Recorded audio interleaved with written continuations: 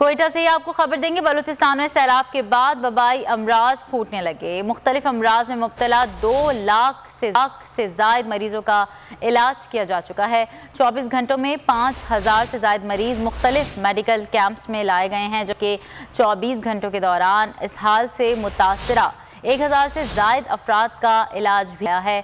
कोयटा से आपको खबर दे रहे हैं, जहां पर बलूचिस्तान में सैलाब के बाद वबाई अमराज फूटने लगे हैं। मुख्तलिफ अमराज में मुब्तला 2,85,000 से जायद मरीजों का इलाज किया जा चुका है।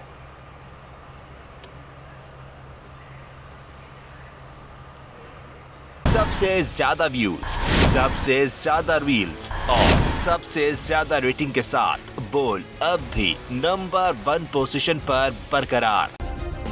सब्सक्राइब करें और बेल दबाएं ताकि कोई खबर रह न जाए।